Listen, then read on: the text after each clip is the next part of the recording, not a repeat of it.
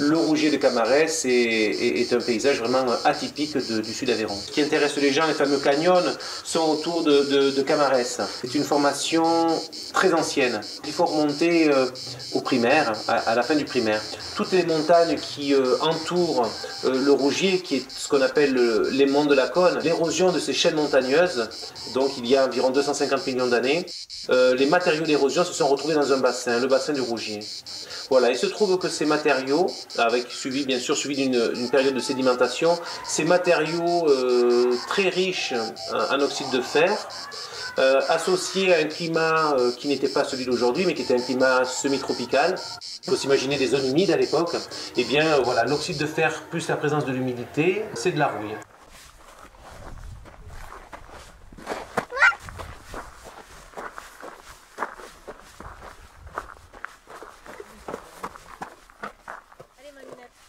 T'es sûr que tu vas pas avoir trop chaud avec ce kawaii? Non. Regarde, là, il y en a qui...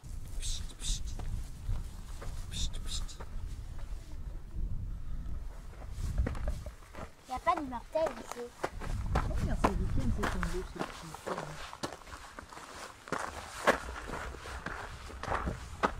On est sur Mars. Maman, t'as vu ça?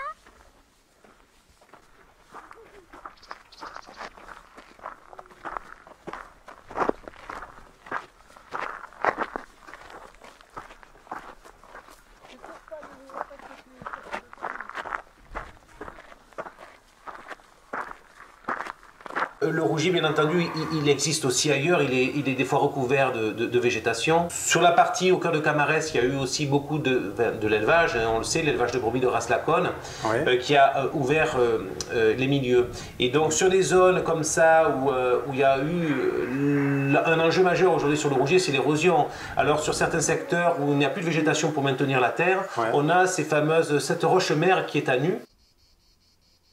J'attrape un caillou et je fais ça. Et alors? C'est friable. C'est vachement friable. Regarde ça. Oh, c'est pour ça que ça fait des petits morceaux. Regarde.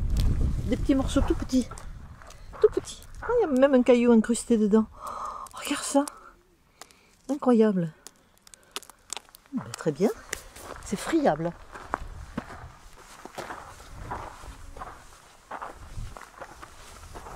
Les canyons, ça s'est formé, c'est à cause de l'érosion ou c'est... Oui, tout simplement, c'est l'érosion de l'eau, le travail de l'eau, bien sûr la gélification, le froid, le gel, le vent, tout ça, et la présence aussi de ceux qui fréquentent le Rougier, on participe aussi à l'érosion.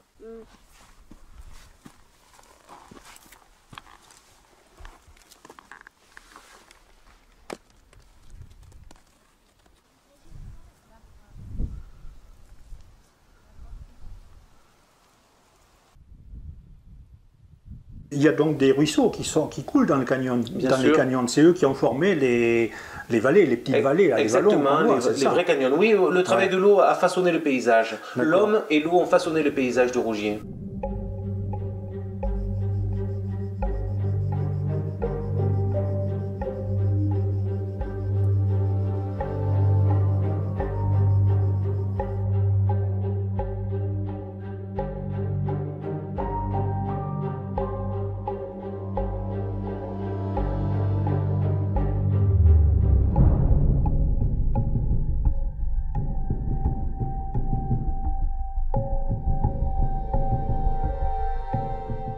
On a vu des rapaces là, mais des rapaces de grande envergure. Oui. Donc moi je croyais que c'était des aigles au départ, et après tu m'as dit que non, c'est sûrement des vautours. Mais ça pourrait. Ça pourrait. Mais ça pourrait. Tant qu'on n'a Mais pas les d'après ce qu'on a jumelles. vu ce matin là, je pense que c'était plutôt des vautours que des aigles. On a un canyon en premier temps, en premier plan, et des champs en deuxième plan.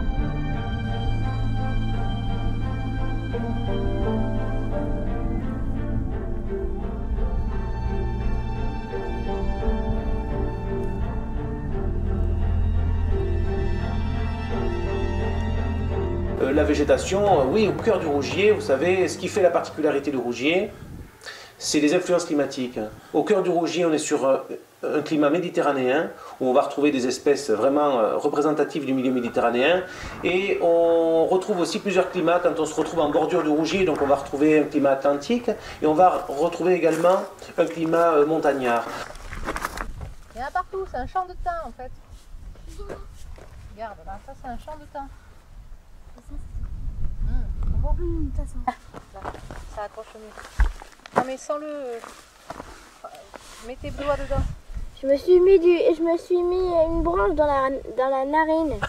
Ça sentait la lavande.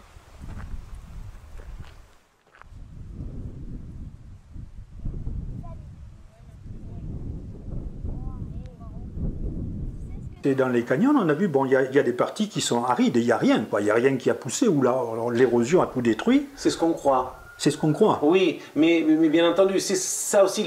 Alors l'érosion est à la fois un problème et aussi à la fois la partie un petit peu magique du Rougier, parce qu'il va y avoir certaines plantes, dont une, parce que si on parle des espèces à forte patrimonialité, des espèces protégées, on retrouve dans le territoire du Rougier plus d'une 50aine d'espèces protégées, hein, les celles régionales et les celles nationales. Plein sud, on va retrouver par exemple la gagée des rochers.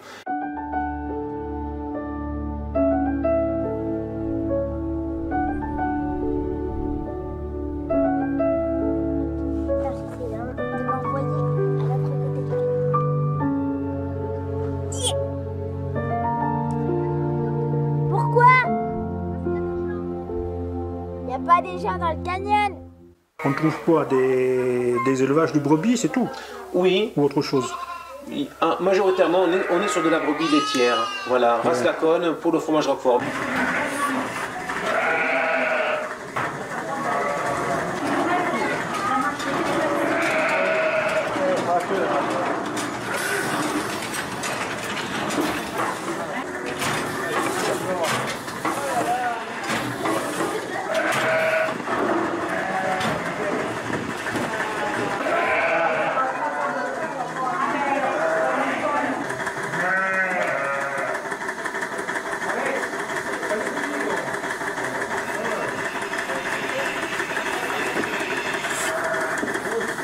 Annie Bernat, vraiment, elle a fait de l'élevage de brebis. Oui, elle en fait toujours. Elle en fait toujours. Voilà, les enfants qui ont pris la relève. Voilà. Mais... Alors autrefois, dans la famille des moutons, le grand là, on avait en plus l'antenaise. Il y avait le bélier, la brebis, l'antenaise, l'agnelle. L'antenaise parce que la brebis ne mettait bas qu'au bout de 2 ans.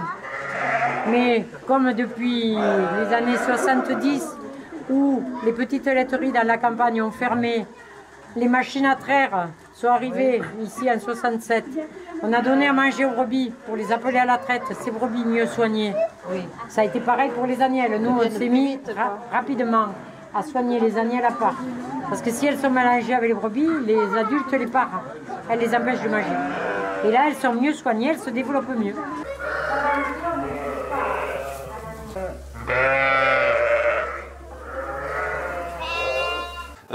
Mais après, c'est vrai qu'il y a cette facette qui s'est développée il y a quelques années, qui n'était pas aussi développée. C'est l'accueil. Les gens qui viennent ici découvrir le territoire, l'accueil à la ferme avec la visite des exploitations, et puis goûter vraiment les produits locaux, entre autres la faune qu'elle nous fait si bien et le flan au lait de brebis.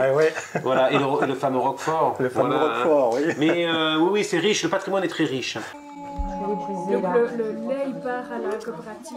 Alors nous ici, les producteurs de lait, nous sommes 2000 dans le rayon de Roquefort.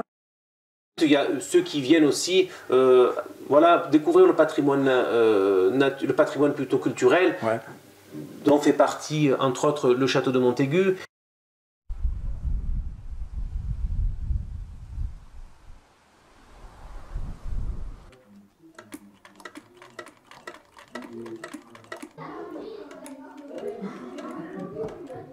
Le château, il a été racheté par un seigneur, après il a été abandonné et du coup l'association a pu reprendre ça en main. Vous avez une partie moyenâgeuse, vous avez une partie Renaissance et vous avez la partie de la maison rurale 1900.